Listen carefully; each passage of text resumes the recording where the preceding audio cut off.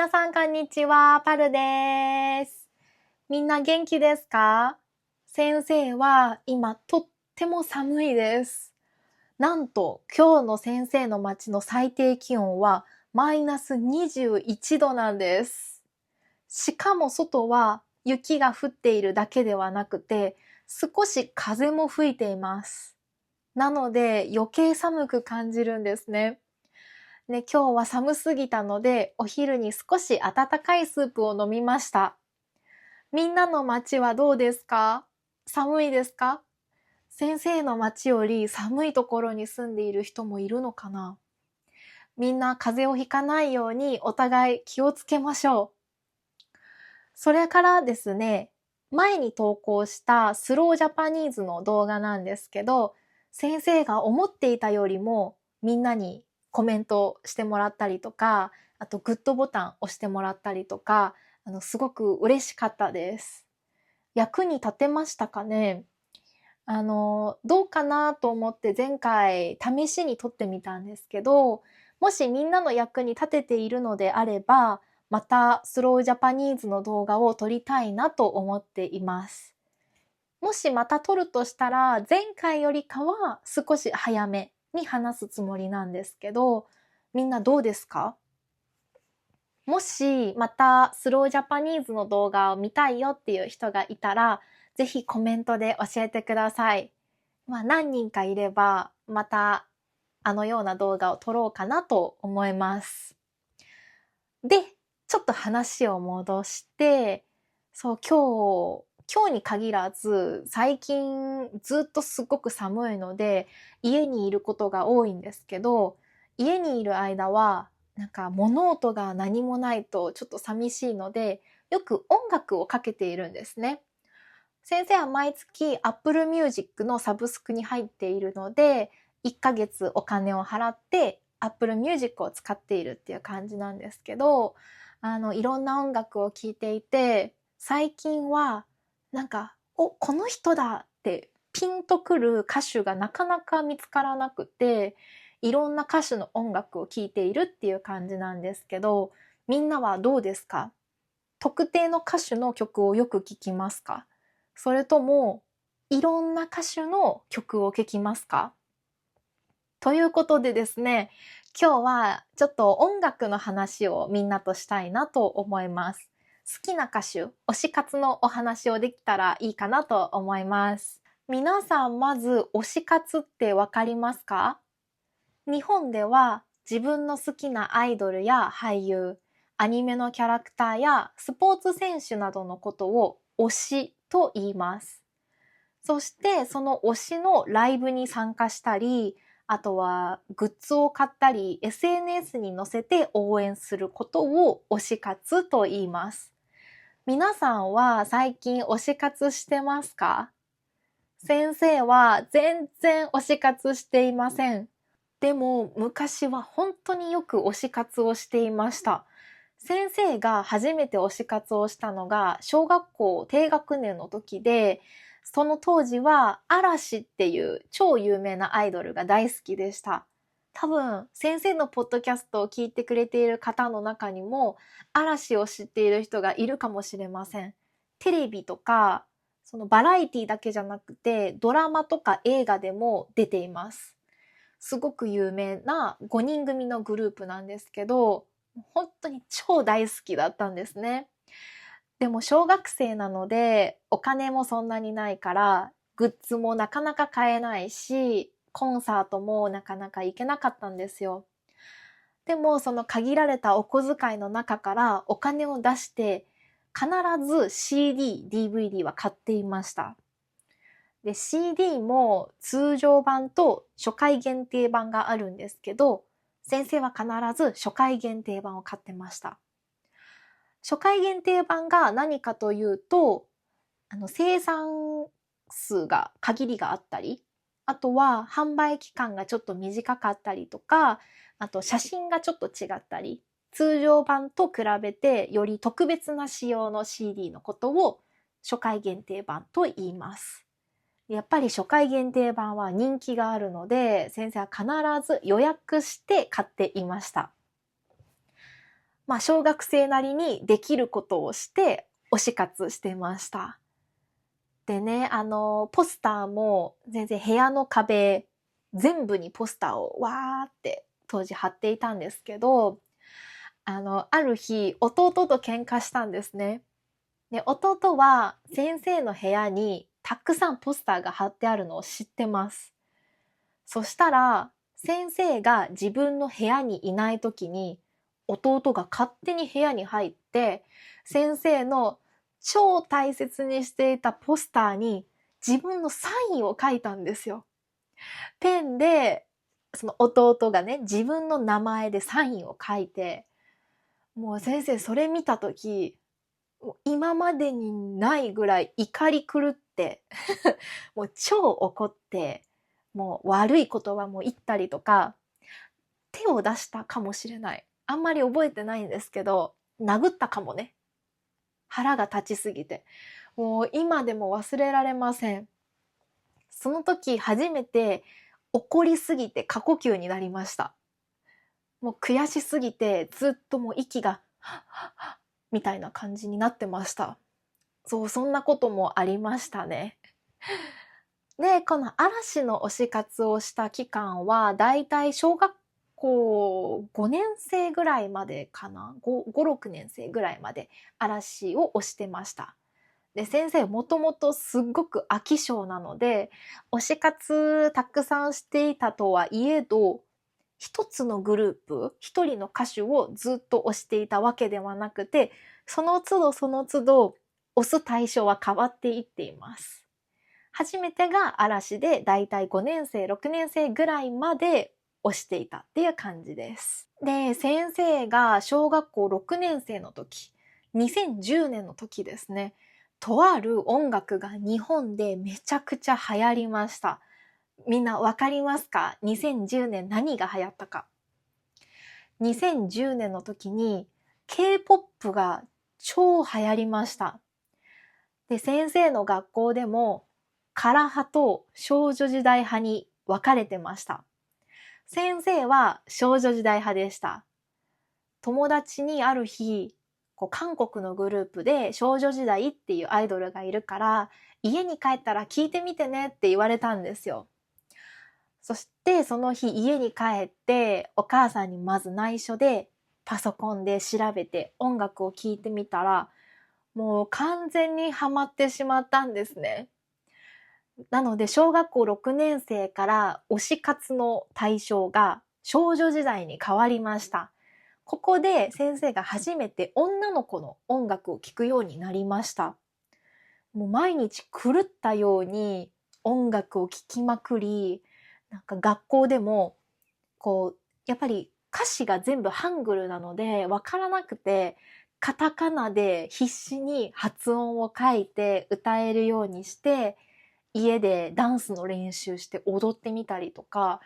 毎日毎日そんなことをしていました。で、最初はなんとなく女の子のグループが好きっていうのをお母さんに言うのが恥ずかしくて言えなかったんですけど、どうしても CD が欲しすぎて、ある日勇気を振り絞って、実は買いたい CD があるんだよねって言って、CD ショップに連れて行ってもらいました。その時に初めて買った少女時代の CD が日本バージョンの G でした。もう今でも忘れません。トレカが入っていて、カードが入ってるんですよね。誰が出るかなみたいな。そんなワクワク感もあの時初めて味わいました。で、少女時代を推していた期間はだいたい3年、4年ぐらいだったと思います。で、その中でコンサートにも行きました。2011年の夏ぐらいだったと思うんですけど、少女時代がついに日本で初めてコンサートをするってなった時があったんですね。その時、もうどうしても行きたいからお願いってお母さんに頼み込んで一緒に行きました。連れて行ってもらいました。で、当時、東京とか大阪とか、基本的な主要都市を回ってくれるって話が出て、実は日本には名古屋飛ばしっていう言葉があるんですね。で、この名古屋飛ばしっていうのがどういう意味かというと、有名人が来るってなった時に、名古屋も大きい町なのに来ないことが時々あるんですよ。なぜか名古屋には来ないで、東京、名古屋来ないで大阪、福岡みたいな、こういうこともよくあって、そのことを名古屋飛ばしって言うんですね。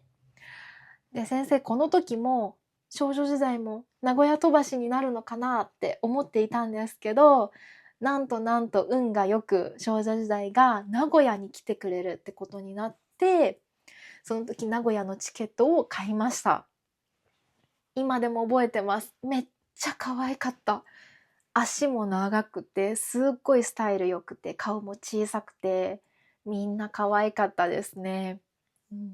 コンサートに行ってよりハマったし、お母さんもそのコンサートで実際に少女時代を見たことによってより理解してくれるようになりました。めちゃくちゃ可愛いねって言ってくれて、それから一緒にいつも CD を買いに行ったり、ポスター買いに行ったりとかよくしていました。それと先生の友達もその時好きだったので、学校が休みの日に一緒にグッズを買いに遊びに行ったりとかもしていました。懐かしいです。よくしてましたね。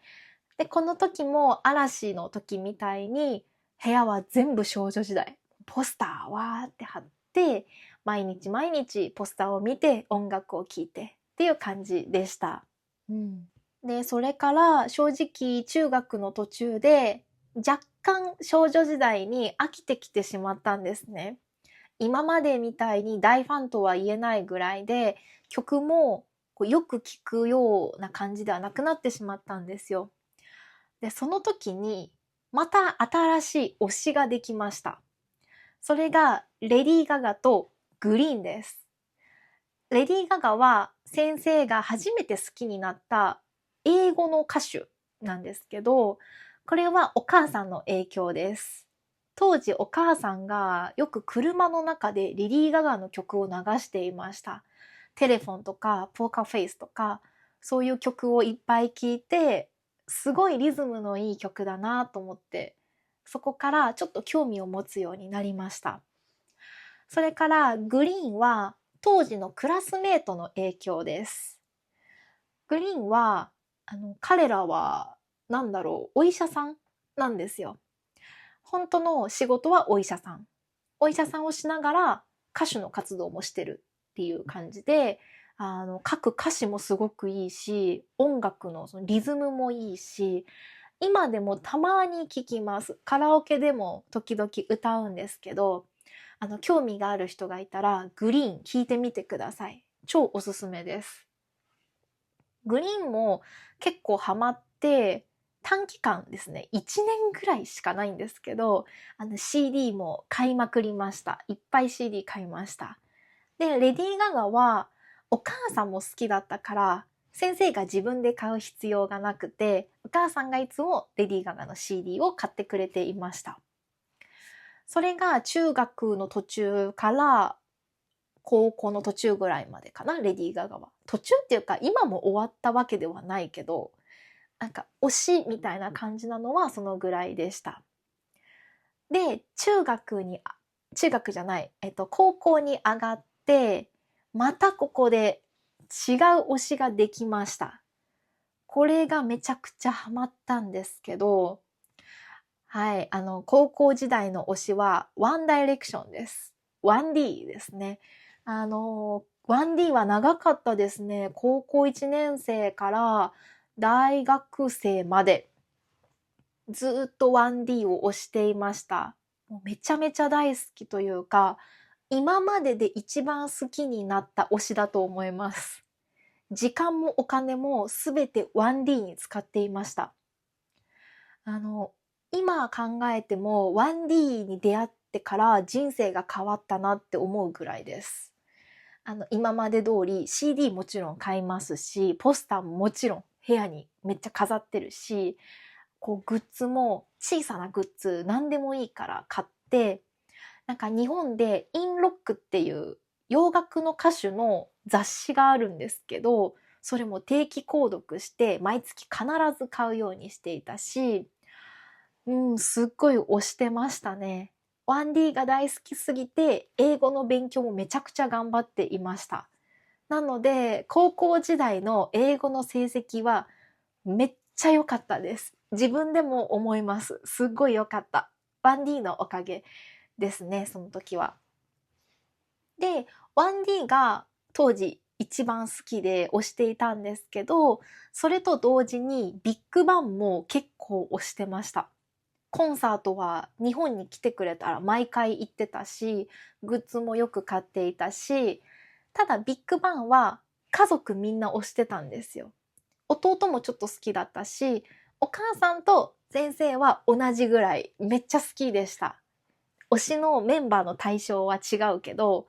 一緒にコンサート行って、家でもよくテレビで PV 流したりしてました。すごく楽しかった期間ですね。家族で推せるってすごく良かったなと思います。で、1D に関しては、当時ツイッター、今の X ですね。ツイッターでいろんな人とつながって 1D の話をよくしていました。なんか CM、日本の CM に 1D が出てるよとか、そんな話をするのがすごく楽しかったです。ただ、高校2年生の時かな、メンバーのゼインっていう方がいるんですけど、その方が脱退するっていうニュースを聞いて、もう夜中に大泣きしていました。お母さんが心配するぐらい、もう、全員がいなくなっちゃうみたいなのをそのファンの子と一緒に電話しながら2人で泣いていました。そんなこともありましたね。で、メンバーが4人になって、で、そこから、今まで通りすっごい音楽聴いてたんだけど、めちゃめちゃ推してるというよりかは、普通に推してるぐらいな感じになりました。そのぐらいの気持ちがずっと続いていて、大学生の時も、1D が好きかなって、1D とビッグバンが一番好きですって答えるぐらいの感じでした。で、大学4年生になって、中国のラップに興味を持ちました。初めて中国語の曲を聴いて面白いなと思って、で、そのラップにハマったので、中国語の勉強を始めました。その期間はずっと中国のラップを聴いていて、で、その期間が2、3、4年ぐらいあったかな。3、4年ぐらい中国のラップをよく聴いていて、で、今です。特に推しがいない状態。今も基本的にラップをよく聞くんですけど、英語が多いかな。トラビス・スコットとか、あとフューチャーとか、ケンドリック・ラマーとか、その辺をよく聞いています。勉強しながらとか、料理している時とか、お風呂に入りながら聞いているみたいな感じですね。でも推しではないです。なんかその歌手の全ての曲が好きっていうわけじゃなくて、特定の曲ばっかり聴いてるので、推しとは全然言えないですね。なので、今日ね、なんでこの動画を撮ったかというと、みんなのおすすめの歌手、グループがいたら、ぜひ教えてほしいんです。推し活久しぶりにしたいなって思ってて、推しにならなくても、なんかいい曲があれば、ぜひシェアしてください。で、中学の途中からは、もうほぼほぼ日本の歌手を全く聞いてなくて、ほとんど外国語なんですよ。なので、ぜひみんなの国のおすすめの歌手とかがいれば教えてほしいです。特に今探してるのが、ドイツ語、スペイン語、インドネシア語の歌手です。もちろん英語とか他の国の言葉でも全然 OK なので、いい歌手、いい曲があったらぜひ先生にシェアしてください。教えてください。それと、みんなが好きな日本の歌手がいれば、それもぜひ先生に教えてください。多分、日本の歌はね、みんなの方が詳しいと思います。先生全然聞かないから、逆にね、みんなが知っている好きな歌手がいたら教えてほしいです。はい。では皆さん今日も先生のポッドキャストを聞いてくれてありがとうございました。みんなといろんなことをシェアするのが好きなので、みんないろいろコメントしていってください。ではまた次のポッドキャストでお会いしましょう。じゃあみんなまたね。バイバーイ。